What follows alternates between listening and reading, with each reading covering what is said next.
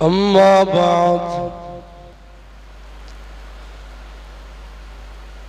अन अबी हुरैरा रज़ियल्लाहु तआला अन्हु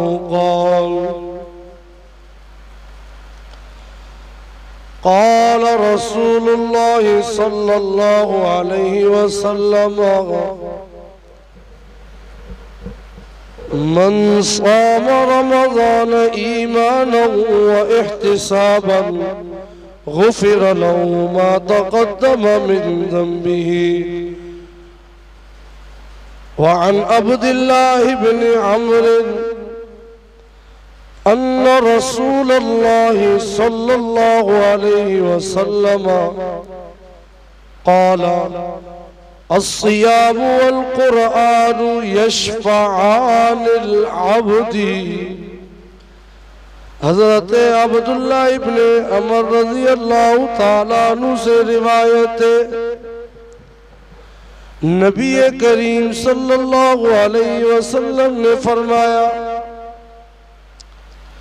रोजा और कुरान ये दोनों बंदे की सिफारिश करेंगे, शफाअत करेंगे। यानी जो दिन में रोजा रखेगा और रात को खड़े होकर अल्लाह का कुरान पढ़ेगा या सुनेगा, तो रोजा और कुरान उनकी क्या करेंगे? सिफारिश करेंगे। यक़ूलु सियामु, रोजा कहेगा, ऐ रब्बी इन्नी मनातु ताम वश्शहवाति बिन्नहारी फशफ़्फ़िअनी फीही। रोजा अर्ज करेगा, ए मेरे परवरदिगार, मैंने इस बंदे को खाने पीने से, नफ्स की ख्वाहिशात से, नफ्स की ख्वाहिशात पूरा करने से रोके रखा था। आज मेरी सिफारिश इसके हक में कबूल फरमा। वयक़ूलुल क़ुरआन, और कुरान कहेगा, मनातुन नौम बिल्लैली फशफ़्फ़िअनी फी फयुशफ़्फ़ान। रोजा ये कहेगा, रब्बे करीम मैंने इसको खाने पीने, नफ्स की ख्वाहिशात से रोके रखा। कुरान ये कहेगा, मैंने इसको रात के सोने और आराम करने से रोके रखा था। खुदावंदा, आज इसके हक में मेरी सिफारिश कबूल फरमा। चनाचे रोजा और कुरान दोनों की सिफारिश उस बंदे के हक में कबूल फरमाई जाएगी और उस बंदे के लिए जन्नत और मग़फ़िरत का फैसला कर दिया जाएगा और खास इनामात से उसको नवाजा जाएगा। अल्लाहु अकबर। कल जो हदीस बयान हुई थी उसका आज एक हिस्सा आज भी मैंने आपके सामने बयान किया है। 3 चीजें उसके अंदर आई थी कि फरमाया, जो रमजान के रोजे ईमान एहतिसाब के साथ रखे, जो लोग रमजान की रातों में ईमान और एहतिसाब के साथ तरावी, नवाफिल, तहज्जुद पढ़े। तीसरे नंबर पे जो शबे कदर में ईमान और एहतिसाब के साथ नवाफिल पढ़े। अब ये ईमान और एहतिसाब ये क्या चीज है? ईमान और एहतिसाब ये क्या चीज है? ईमान एहतिसाब ये, देखिए तमाम इबादतों में क्या आया कि ईमान भी हो, एहतिसाब भी हो, और यही जिंदगी में अगर हो गया तो इंशाअल्लाह कामयाबी है,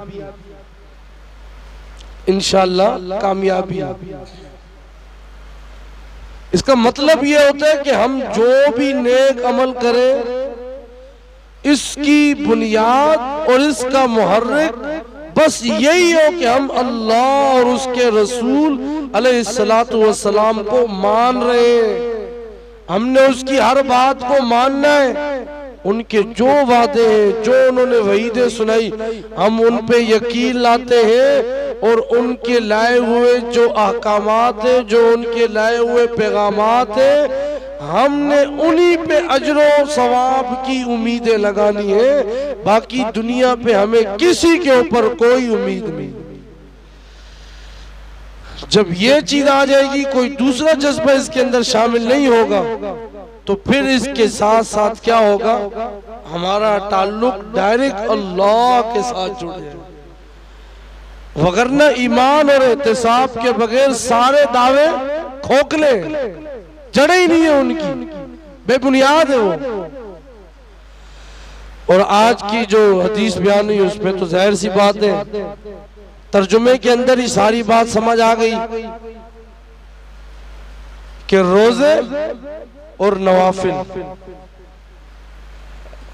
कितना सवाब है, कितनी फजीलत है। अल्लाह अल्लाह हमें ये सब पाने की तौफीक अता फरमाए। हम तो समझते हैं भी शेरी से भूखा रहना है और इफ्तारी तक, ना ना ना, ये रोजा लड़ेगा हमारे लिए। हाँ जी। और इसी तरह ये तरावी, ये नवाफिल, ये सुबह को उठना, तहज्जुद, ये भी हमारे लिए लड़ेंगे जी, बोलेंगे ये। और कितने खुश नसीब है वो लोग जिनके हक में रोजे और नवाफिल की गवाही आएगी और कबूल कर ली जाएगी। अल्लाह हम जैसे लोगों को भी उन नेक बंदों में शामिल फरमाए। उसके साथ साथ कल ये बात जिक्र की थी आपके सामने कि रोजे की भी कुछ किस्में हैं। कल के नशिस्त में रोजे के मसाइल के अंदर ये बातें आई थी कि रोजे की कुछ किस्में हैं। अब एक तो है फर्ज रोजे, जो ये हम रमजान के अंदर चल रहे हैं, फर्ज मुअय्यन, फर्ज रोजे, फर्ज मुअय्यन रोजे भी कहा जा सकता है, क्योंकि इनका वक्त क्या है, मुअय्यन है ना, तय। क्या आपने भाई हर साल में ये रमजान के अंदर ये महीने रोजे रखने, ये महीना रोजा रखने, इनकी फर्जियत कुरान और हदीस इजमाए उम्मत से साबित है। अब इसी तरह कुछ रोजे ऐसे जो फर्ज है लेकिन मुअय्यन नहीं है। वो इस तरह रमजान मुबारक के जो रोजे छूट गए, जिनकी कज़ा जरूरी हो जाती है, जिनकी कज़ा वाजिब होती है, अब वो किसी भी उज़र की वजह से छूट गए हो या बगैर उज़र कज़ा हो गए हो, ये इनको रखना हमारे लिए क्या है, फर्ज है, लेकिन इनका वक़्त मुतय्यन नहीं है। रमजान के रोजे फर्ज है और मुतय्यन भी है कि रखने इसी महीने में। तीसरे नंबर पे वाजिब रोजा, किसी ने कहा मैं एक काम अगर हो गया तो मैं फलाने दिन रोजा रखूंगा, फलाने महीने में रोजा रखूंगा, इतने रोजे रखूंगा। अब इसने क्या कर दिया, मुअय्यन कर दिया, अपने ऊपर वाजिब कर दिया, जी मैं जुमरात वाले दिन रोजा रखूंगा अगर ये काम हो गया। अब उसके लिए ये रोजा रखना वाजिब हो गया और मुअय्यन है, इसने दिन भी मुतय्यन कर दिए। इसी तरह इसके अंदर वाजिब गैर मुअय्यन भी है, किसी ने कहा मैं ये काम हो गया पर रोजा रखूंगा किसी भी दिन, मुतय्यन नहीं किया, दिन मुतय्यन नहीं किया, तो अब ये वाजिब गैर मुअय्यन हो गया। कुछ रोजे ऐसे जो मसनून रोजे, मसनून सुन्नत रोजे, जिनका सवाब ज्यादा है, हदीस में उनकी फजीलतें आई हैं। जैसे मुहर्रम की 10वीं तारीख का रोजा, ये कहा गया कि रखना चाहिए, मसनून है। और हदीस में आता है जो ये रोजा रखेगा उसके पिछले एक साल के सगीरा गुनाह माफ कर दिए जाएंगे। मगर इसके साथ ये कि 9वीं या 11वीं मुहर्रम का रोजा इसके साथ क्या है, मिलान है। 10 मुहर्रम का क्या है, सुन्नत है, लेकिन नबी अलैहिस्सलाम ने फरमाया था मैं आंदा साल जिंदा रहा तो 10वीं तारीख का रोजा 9वीं के साथ रखूंगा। तो अब 10 का तो जरूरी है, सुन्नत है, तो उसके साथ या 9 का मिलाएंगे ताकि यहूदियों के साथ मुशाबहत ना हो, या 11, 9 का या 11। इसी तरह एक सुन्नत रोजा 9 ज़िलहज्जा यौम अरफा, इसकी भी बड़ी फजीलत है।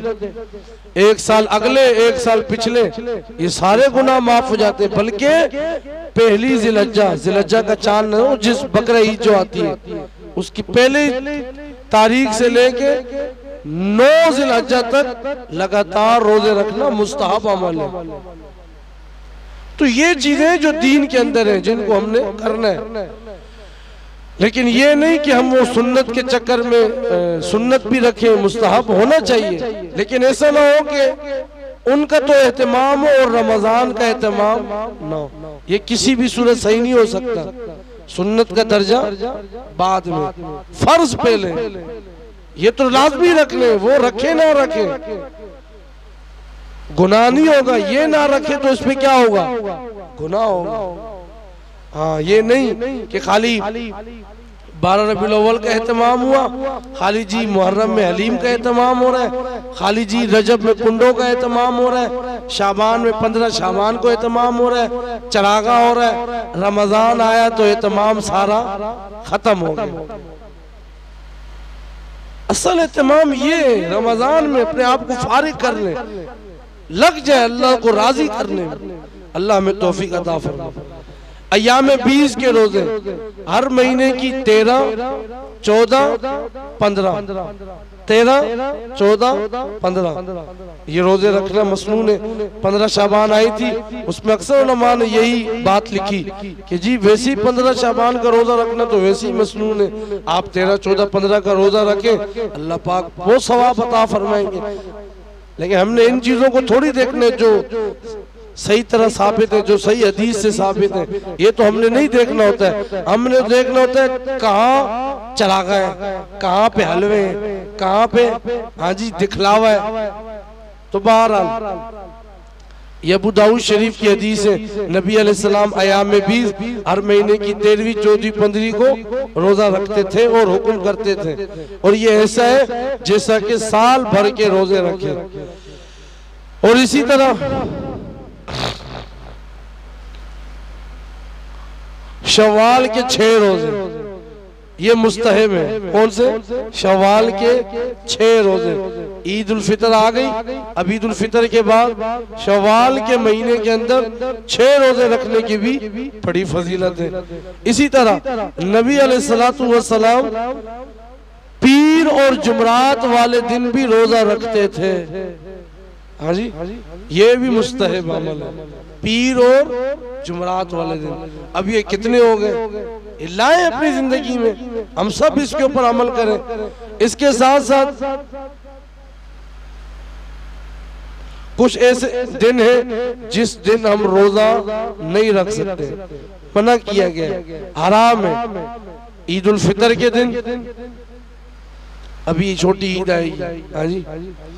नंबर 2 ईद उल अज़हा के दिन, और इसके साथ नंबर 3 ईद उल अज़हा के बाद 3 दिन 11, 12, 13 ज़िलहज्जा। तो अब ये 5 दिन हो गए, ये 3 हो गए, ईद उल अज़हा का हो गया, ईद उल फितर। इन 5 दिनों में रोजा रखने की इजाजत नहीं, मना किया गया, वही इस तरह नहीं रखना चाहिए। तो बहरहाल अल्लाह करीम हमें इन तमाम मसनून, मुस्तहब, फर्ज व वाजिब तमाम दीन के अहकामात पर अमल करने की तौफीक